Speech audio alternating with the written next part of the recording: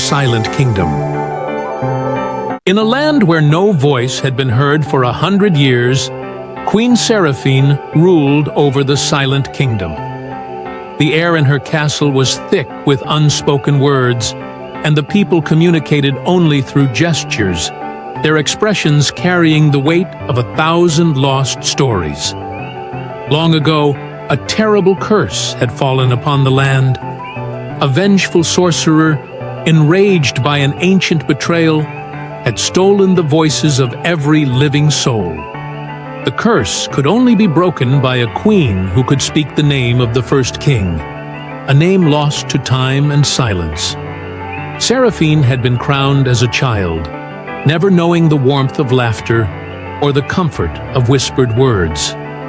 She ruled with wisdom, her eyes speaking where her lips could not, but in the stillness of her nights, she longed for a world where music danced through the air, where children's laughter rang through the streets, and where she might one day hear the sound of her own voice.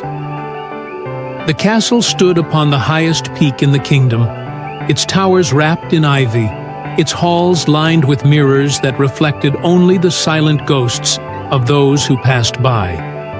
Deep within, in the grand hall of echoes, there was a mirror unlike any other, so old that the silver had begun to fade, its surface rumored to hold the memory of sound. Seraphine often stood before it, her hands pressed against the glass, her lips forming words she could not hear, hoping that somehow the mirror would whisper back. One evening, as the sun melted into the horizon, painting the sky in gold and violet, a traveler arrived at the castle gates. He was cloaked in deep blue, the color of the endless sky, and his eyes held the glint of distant stars.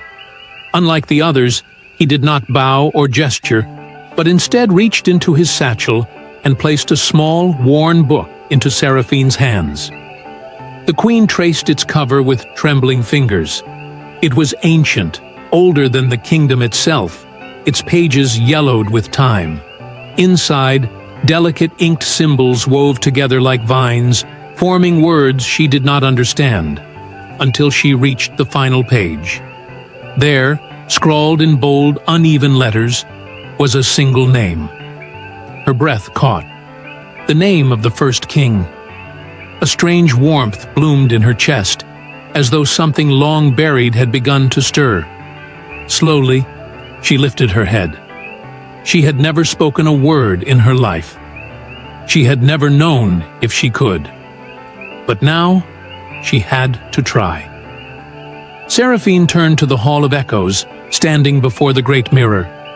She saw her own reflection, her wide, uncertain eyes, her lips pressed together, holding back the impossible. She took a deep breath, steadying herself. And then, she spoke. The name rang through the air like the chime of a great bell, soft at first, then rising, trembling, shattering through the silence of 100 years. It was raw and cracked, unfamiliar, but it carried the weight of generations. The castle walls trembled, the ground quivered beneath her feet, and suddenly, like the first drop of rain after a long drought, the kingdom exhaled.